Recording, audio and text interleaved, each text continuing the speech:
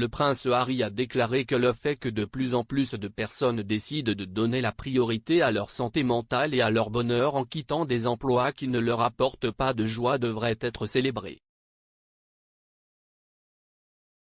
Le prince Harry a souligné comment certaines démissions d'emploi peuvent avoir un impact positif sur la santé mentale lors d'un nouvel entretien. Le duc de Sussex a parlé pour la première fois de son poste de responsable de l'impact chez BetterUp, une entreprise de coaching de santé mentale lancée il y a 8 ans en Californie. Parmi les sujets dont il a discuté, Harry a évoqué les démissions et l'épuisement professionnel.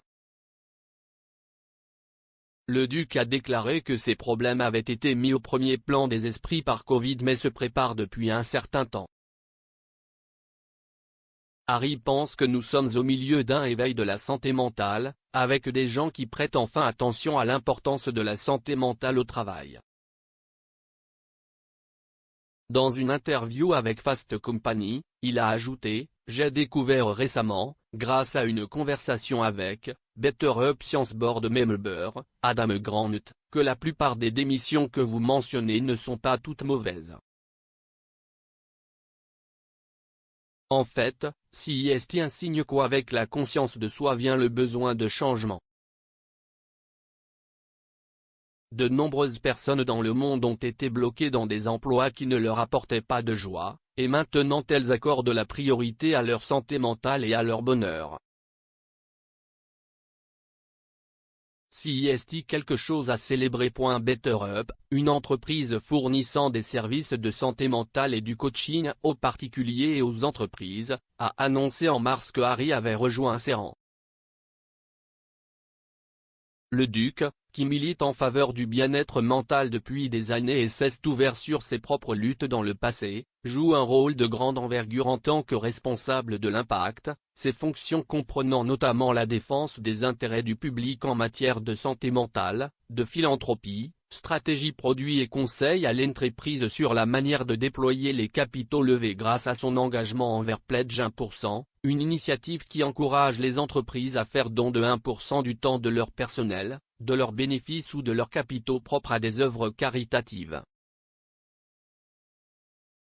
Au cours de cette interview, Harry a également révélé que BetterUp avait collaboré plus tôt cette année avec son ancien parrainage, le Queen's Commonwealth Trust. Le duc et la duchesse de Sussex ont été nommés en 2019 président et vice-président de cette organisation, qui soutient les jeunes dirigeants du Commonwealth. Ils ont renoncé à leurs fonctions en février après avoir informé Sa Majesté qu'ils n'avaient pas l'intention de reprendre leurs fonctions à temps plein en tant que membre senior du cabinet. Il n'est pas clair si cette collaboration avec BetterUp a eu lieu avant ou après la démission de Harry et Meghan. S'exprimant sur le partenariat avec le Queen's Commonwealth Trust, Harry a déclaré « Dans l'esprit de créer un impact réel et durable, BetterUp continuera à se concentrer sur le renforcement de la forme mentale dans diverses communautés dans les domaines de l'éducation et de la formation à l'employabilité, pour ne nommer que, deux. Nous connaissons l'impact de notre mission à l'échelle mondiale.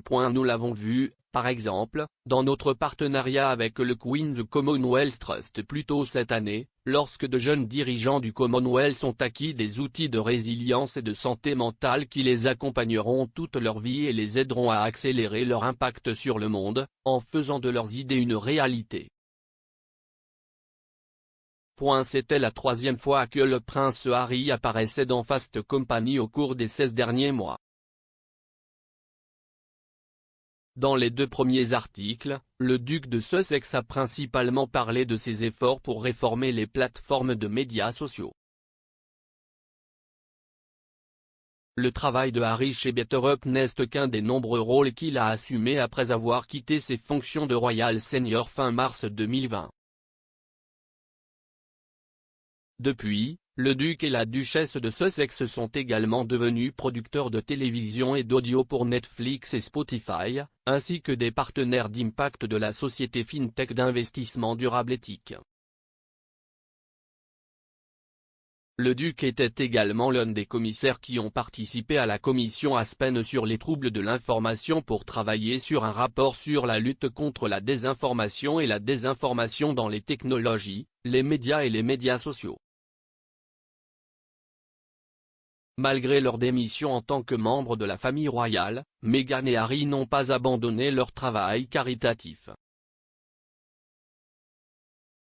Fin 2020, ils ont lancé la fondation Archewell et ils continuent de collaborer avec un certain nombre d'organisations qui l'ont eux-mêmes créée, telles qu'Invictus Games et Centebale, ou ont noué des liens avec lesquels ils travaillaient encore dans la famille royale, y compris SmartWorks.